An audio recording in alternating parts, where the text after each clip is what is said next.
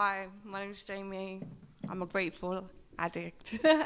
I'm very nervous, very, very nervous. But yeah, I found recovery in HMP. I'll get to that in a bit. But I was on a life sentence and found my recovery in there through the RAPS program.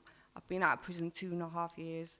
Um, at one point, I never thought I'd be stood here. I remember Frank telling me years and years ago back in the prison, one day you're going to be at a convention doing your show, and I thought, oh, yeah, whatever, okay. Yeah, but here I am. So my story is basically, I wasn't born into light. I believe I was born into darkness with the environment that I was born into. It was a very violent environment.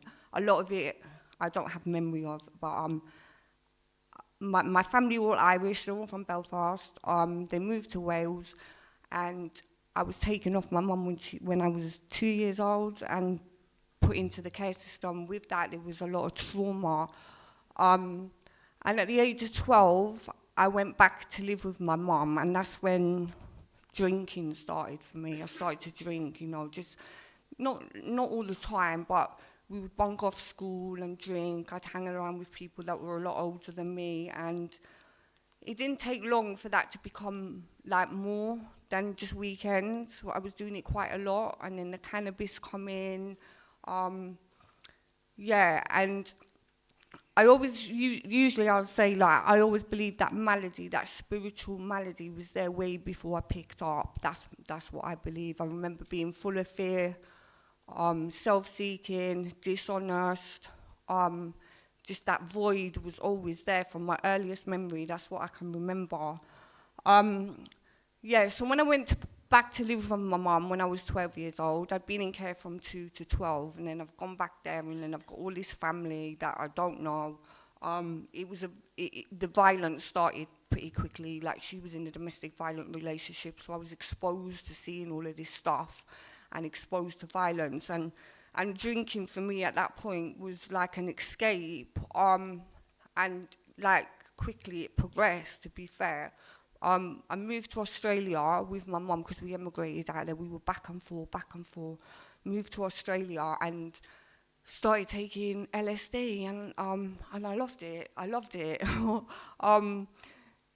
At the age of 14, she kicked me out on the street. We had this big, massive argument, because apparently I'd gone through the window like at 3-4 o'clock in the morning, tripping off my face, and my stepdad thought I was a burglar because I'd knocked over the TV, and he jumped on top of me. And when they've asked me what am I doing, I said I'm going with my mates for an ice cream, like at 4 o'clock in the morning. So the next day she kicked me out, and I thought, great. I thought, this is the best thing that's ever happened to me. Like, fucking good, like, because I couldn't stand her. So with that, I always end up finding where the drugs are, as we do. I ended up finding these people again. They were a lot older than me, and I thought they were looking after me. There was a lot of house parties, people would put me up, and then what started happening was I was going to all these raves, and like the LSD was getting worse, going to these raves, and then I was starting to hold drugs for these people that were holding me. I was holding cocaine for them and running around these raves and selling the cocaine and doing this and that. And, I thought I was important, but really I was just being used, It was okay for me at that time in my life.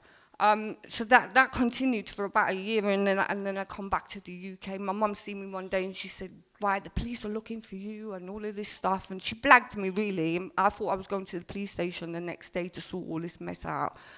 And I ended up at the airport, and she put me on a plane and sent me back. I come back over. Nothing really changed. I still used like that.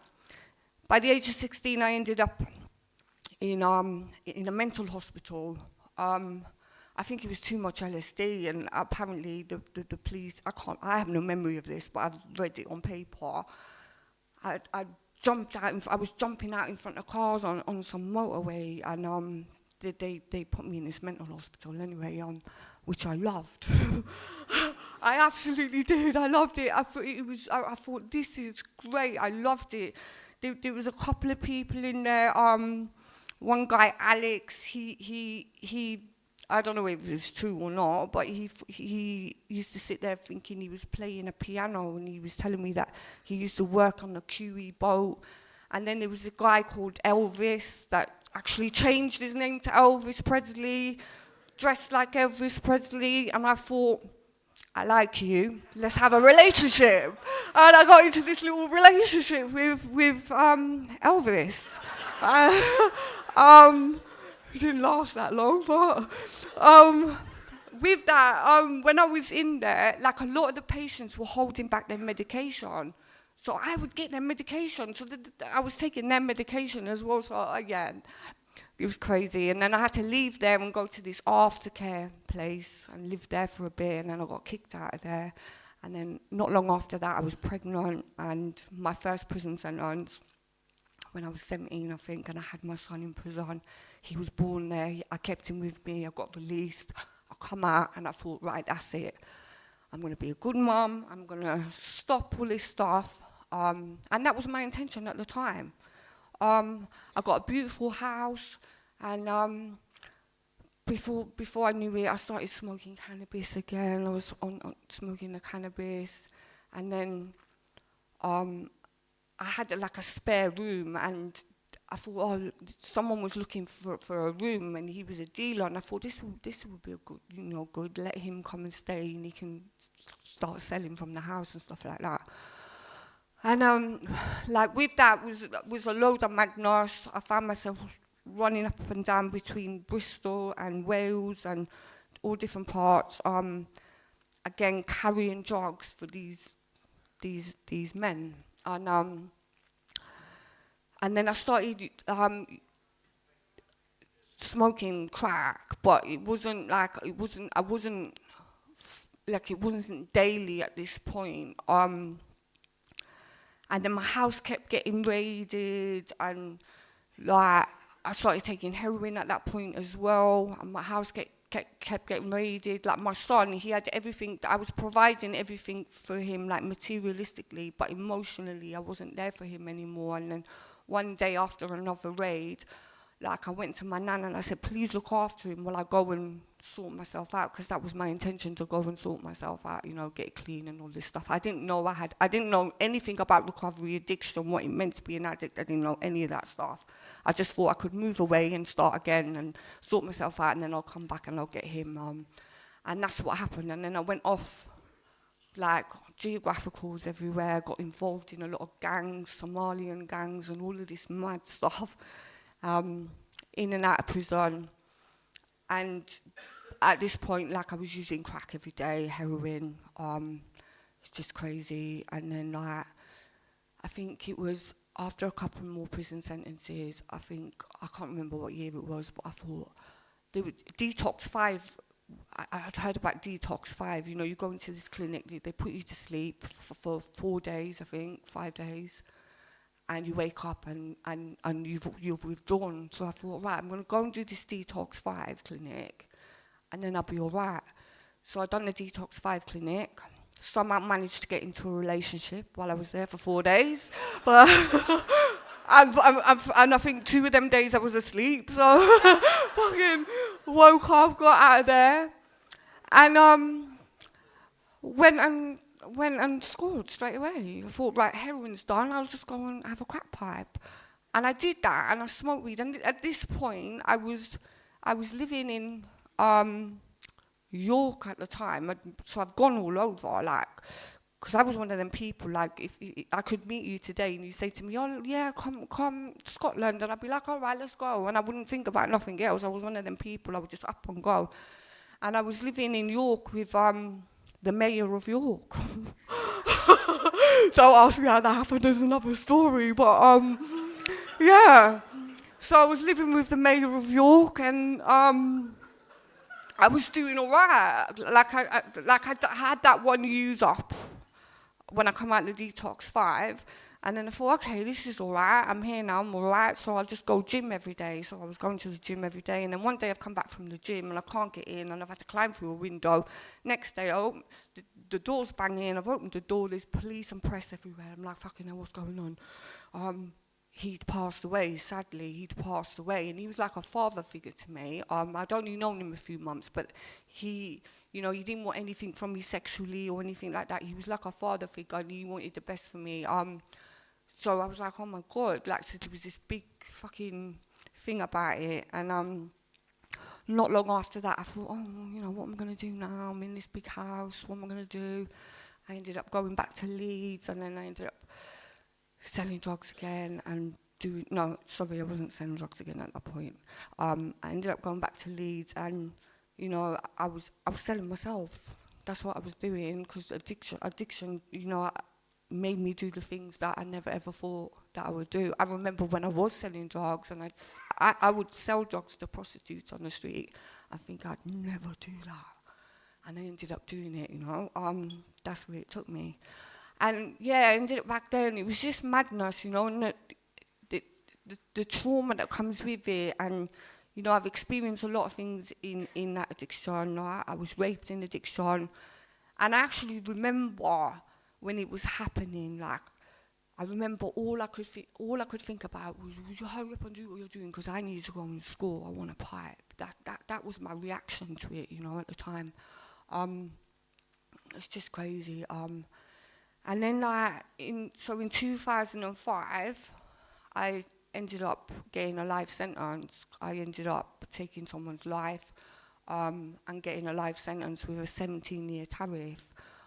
So I went into the prison system, and nothing changed. Even when I was in court, I was so detached from any kind of emotion. I never felt nothing about it. I never felt nothing about my sentence. I just wasn't able to at that point. So for the first 3 years of that sentence, I was just using in the prisons. I was using anything I could get, Subutex mainly. Like, you'd get heroin in there. Sometimes you might get a bit of crack in there, and I was using, and like, it was just like, you can't get hold of, not in the female estate anyway, like, you couldn't get hold of it every week kind of thing. So I'd go through this thing of where I was detoxing all the time, and then I was back on it, and then I would detox, and it was just like too much. The drug workers couldn't work with me. They wouldn't work with me in the end, because I kept going. Every time I had an appointment with them, they'd say, I'd go in and I'd say, I've used today, and they said, well, we can't work with you, and they'd suspend my case, and I was trapped in this fucking prison, and I kept saying to the governors, like, you need to get me out of here, you need to get me out of here. Like, I just felt hopeless. I felt, I just, and when I was clean in there, like, that drunk driving that they talk about, I think that's worse. That was even worse. Like, I was dying inside, and I just thought, oh my God, like, what am I going to do? Luckily, 3 years later, I got to get out of that prison with a big, like, it took a lot for me to get out of there, but I got out of there, and I got to the Send prison, to the RAPT unit. And if no one knows what the RAPT unit is, it's like a 12-step, it's like a mini rehab, and you do steps 1 to 5 on the RAPT unit. So when I got to the RAPT unit, one of my friends that I used to use with when we was a lot younger, and who I thought was a lot more crazier than me, she might not think that, but she was there, and she was clean, and I remember looking at her, and I watched her hard, and I was like, this girl's really clean, like, so what has happened? Like, so that gave me hope. That gave me hope, and I don't know, like I don't know if she wasn't there at that time, whether things would have turned out differently for me. But because I knew her, and because I'd used with her, and because I knew a lot how she was, and I see her clean, I was like, oh my God, something is good here. Something is is working. I kept messing up at the beginning, like, I'd relapse, and then I'd go and get on us, because they kept saying about getting on us. And what was happening was, when we was going to meetings, I'd slide off to the landing and go and get something, and then I'd feel very proud the next day, because I'd walk on the door and I'd say, I've used, because I thought that's honesty, and I felt very proud of myself for being honest. That happened a couple of times, and the counsellor was like, look, this is not what we meant by being honest. Like, you can't just fucking go and use and then fucking come in and blow yourself up. You need to stop. So we had to do all these assignments about powerlessness and how do you feel, and I didn't have a clue how I felt. The only feelings I knew was I'm pissed off or I'm all right.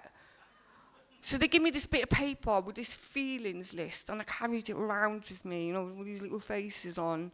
And I started to okay, I feel like that, and I started to label these feelings.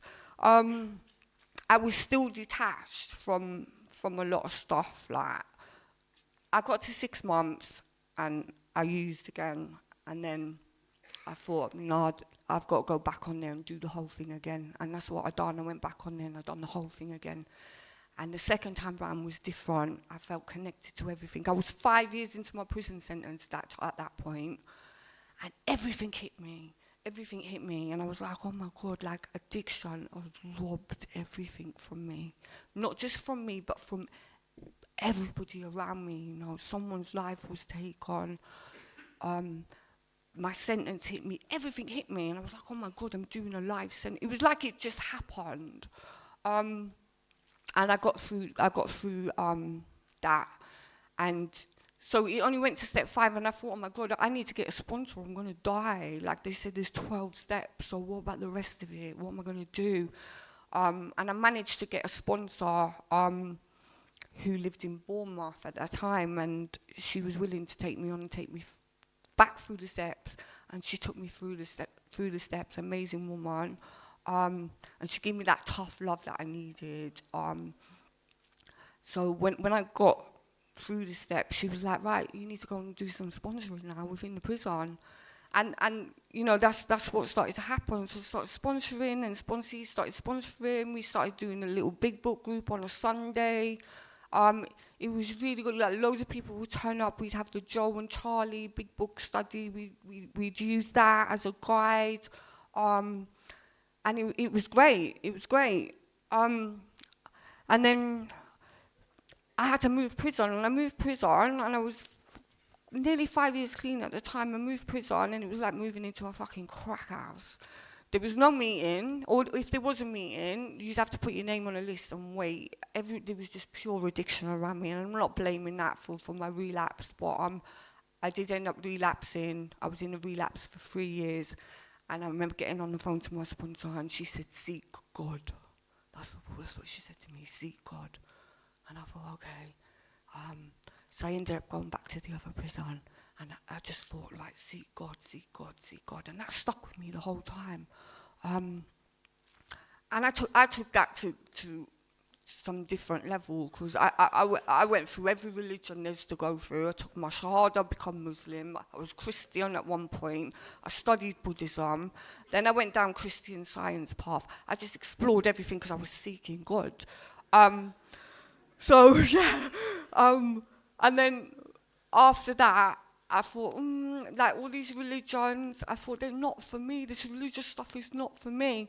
And then I started finding these books about the power of now and the power of the subconscious mind and like all of this stuff. And I studied quantum physics a little bit, and manifestation and all of this and that. And I thought, this is where, for me, this is where the power is, I spent years in prison going from different therapy to different therapy to different therapy, arguing with therapists, because when you try to bring the steps into therapy settings, like, it's just, they don't understand it. Yeah, so I did that, and then I was coming to, so I got to parole, and they knocked me back. They gave me a 3-year knockback. And at that point, I was so resentful, because I thought, what else is there for me to do in here? I'm just sitting down now. Like, I've done everything you've wanted me to do. But I thought, right, what am I going to do? And that's when I started going deeper into the power of the subconscious mind, deeper into the law of attraction and all of these kind of things, deeper into meditation. Sometimes I'd spend hours in my cell meditating, deeper into prayer and all of this stuff.